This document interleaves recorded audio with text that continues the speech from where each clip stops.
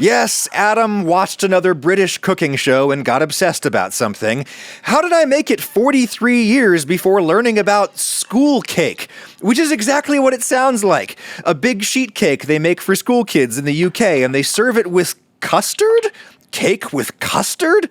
At school?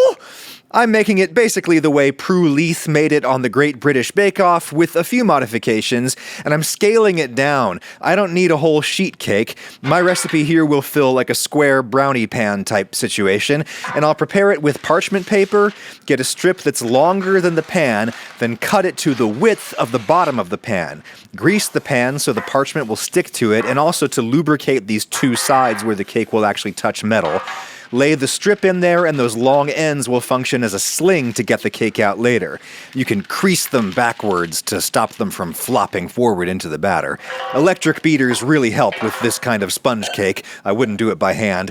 We need 200 grams of butter, which is 2 sticks minus 2 tablespoons. I'll butter my bread with that.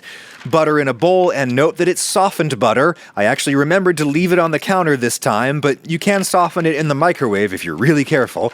200 grams of granulated sugar, which is 1 cup. It's weird how round that conversion is. And now we need to beat these together until fluffy. This sponge is basically a leavened pound cake. Very high fat, very low water.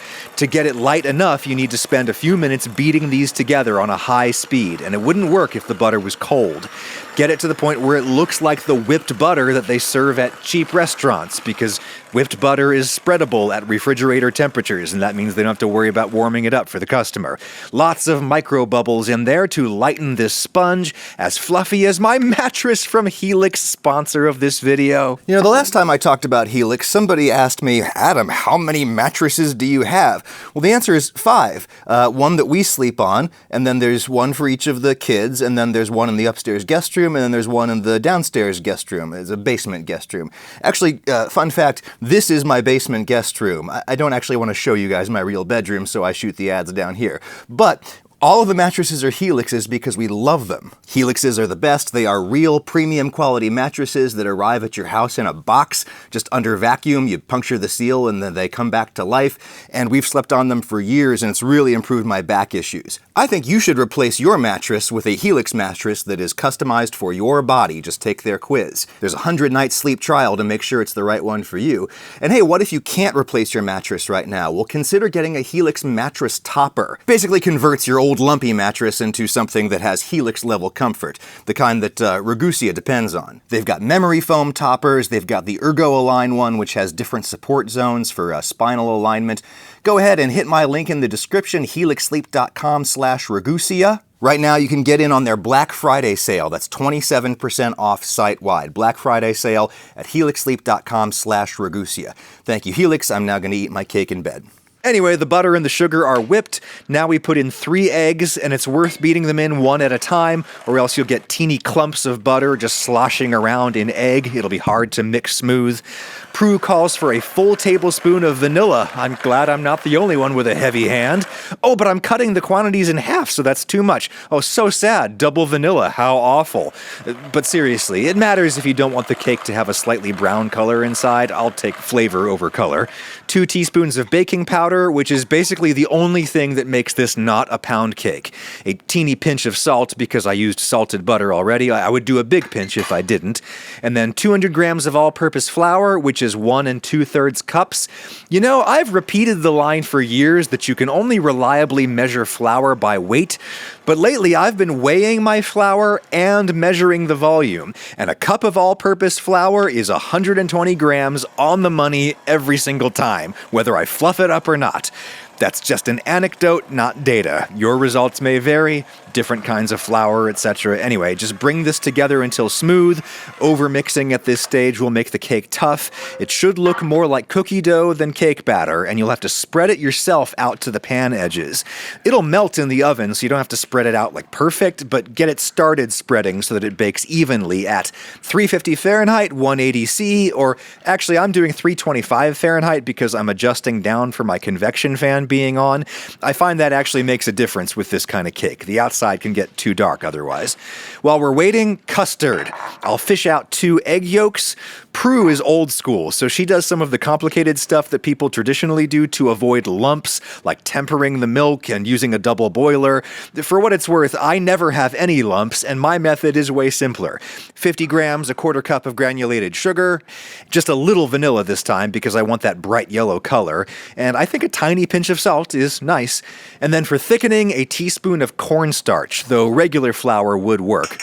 I'm using a fair bit less of it than what Prue calls for because my 300 mils, 1 1/4 cups of dairy will be half milk and half cream. I think custard made with all plain milk just doesn't taste enough, so cream. And the cream will also have a thickening effect when cooked, so less starch needed.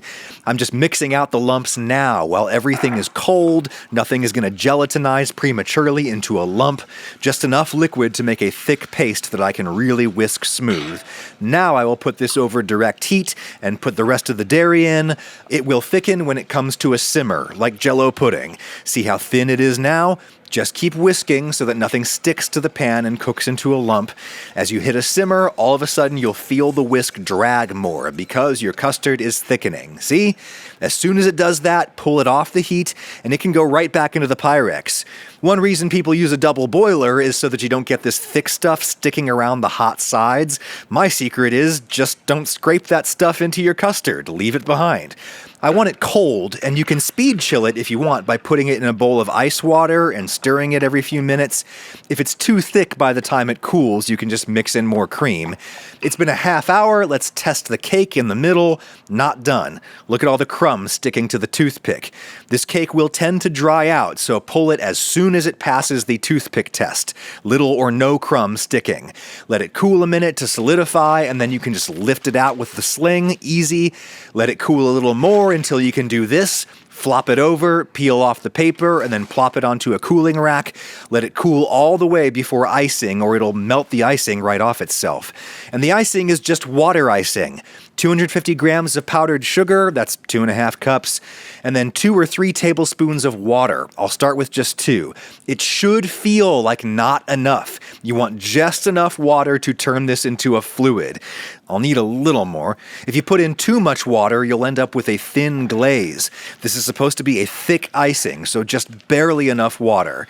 And then scrape it all on top of the cake. The trick to icing or frosting any cake is to put a lot on and then gently spread it around. If you don't have enough, you'll tend to tear the cake while spreading, and then you get crumbs in the icing. This stuff is barely a liquid, so it moves slowly. Don't use too much force. Any excess can just drip elegantly through the cooling rack, and then decorate with the obligatory rainbow sprinkles right away while the surface of the icing is still wet and sticky. Let the inside of the icing dry for a while before slicing. This is the next day. I think this cake is way better the next day, but that's just me. A nice long knife to cut nice square pieces, reminiscent of cafeterias where they make gigantic rectangular sheet cakes. This kind of tastes like a cakeified American Christmas cookie.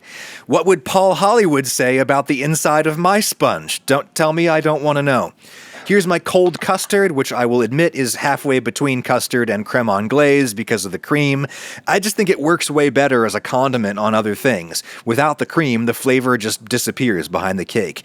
And I love how you can pour it on at the last minute to keep everything from getting too soggy.